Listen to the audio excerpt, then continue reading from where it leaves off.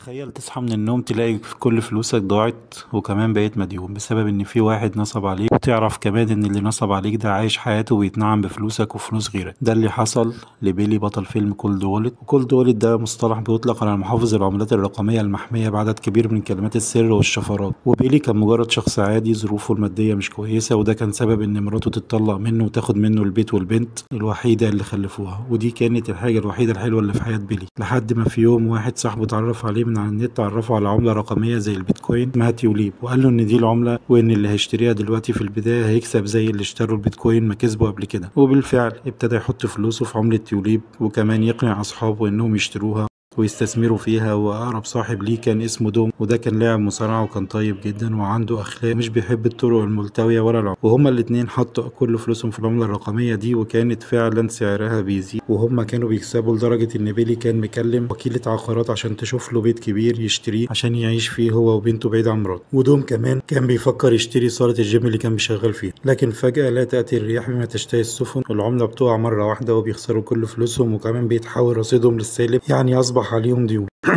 وهنا حسوا ان كل احلامهم اتحطمت. وبعدها بيلي كان قاعد على جهاز الكمبيوتر بيتابع اللي بيحصل، وهو مش مصدق عينيه من الخسائر اللي شايفها. والناس كلها بتشتكي من ان فلوسها ضاعت. وفجأة كانت عرفته على العملة دي في الاول، وانها وقعت لما طلع اشاعة ان الشخص اللي اسمه هيجر اللي صمم العملة دي مات، لكنها عرفت انه عايش بطريقتها. وكمان عرفت انه مستخبي في بيت كبير في مكان ريفي لوحده، وطلبت انهم يروحوا له ويهجموا عليه وياخدوا فلوسهم منه قبل ما يهرب بره البلد. لكن بيلي كان راجل مسالم ومالوش في العنف، وهي شجعته وقالت له احنا لازم ناخد حقنا. وساعتها راح لصاحبه دوم وعرض عليه الفكرة، لكن دوم كان طيب اكتر منه، انهم هيروحوا ياخدوا حقهم من هيجل من غير عنف، وشاف ان العنف مش فكرة كويسة. لكن بيلي قدر يقنعه، وراحوا فعلا وقابلوا ايفا اللي كانت عارفة مكان البيت، وقالت لهم انهم هيحتاجوا يشتروا اسلحة عشان يهددوا هيجل بيها ويخاف منهم ويرجع لهم فلوسهم. وهنا دوم كان عايز يرجع وما يكملش معاهم عشان هو مش موافق على استخدام الأسلحة، لكن بيلي قال له إنها هتكون مجرد تهديد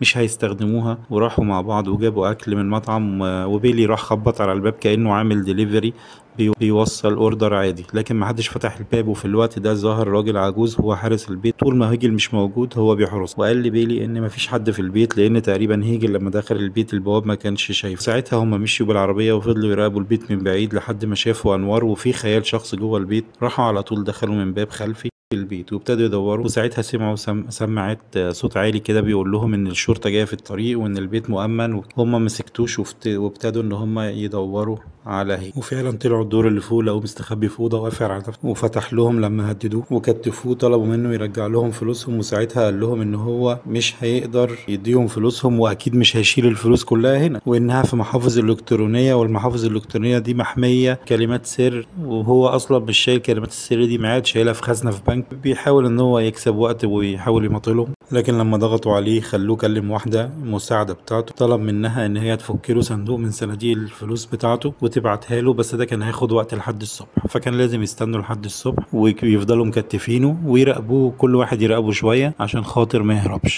هيجل ابتدى يتكلم مع كل واحد فيهم ويحاول يقلبه على صح، يقول له انت لو قتلت الاتنين اللي معاك وخلصت منهم. وفي الوقت ده هيجل ابتدى يتكلم مع كل واحد فيهم ويحاول يقلبوا على صح. انا هحاول ان انا اديك انت الفلوس لوحدك، مش لازم تديهم هم الفلوس، تاخد الفلوس كلها ليك انت لوحدك، وهم زي خد انت الفلوس لنفسك بس.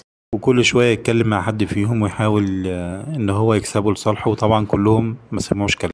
ولما كانوا كلهم جوه البيت سمعوا صوت حد دخل من الباب، ونزلوا يشوفوا في ايه، لقوا الحارس العجوز اللي قابلهم في الاول هو اللي دخل.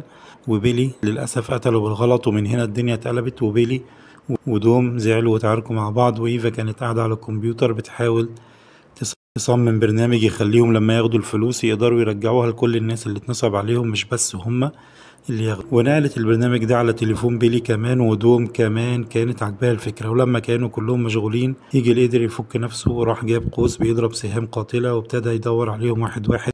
اول واحده اصابها هي ايفا، اصابها بسهم في كتفها، وقعت على الارض وفضلت تنزف. وبعدين ضرب دوم بسهم دخل في رقبته، مات على طول.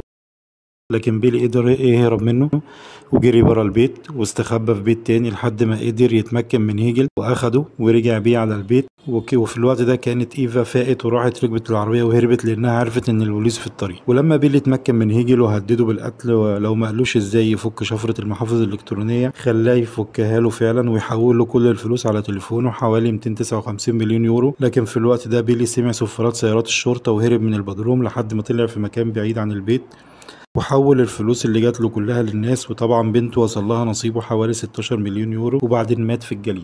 على فكرة كان في عملة رقمية من فترة ظهرت اسمها لونا، حصل فيها كده بالظبط والناس خسرت فيها فلوس كتير. يلا كلكم قولولي في الكومنتات لو حد حصل معاه هيتصرف ازاي، هيتصرف زي بيلي ولا هيعمل ايه. ولو عجبكم الملخص ياريت تشتركوا في القناة وتفعلوا زر الجرس عشان يوصل لكم كل جديد، وما تنسوش اللايك الجميل عشان تشجعوني استمر.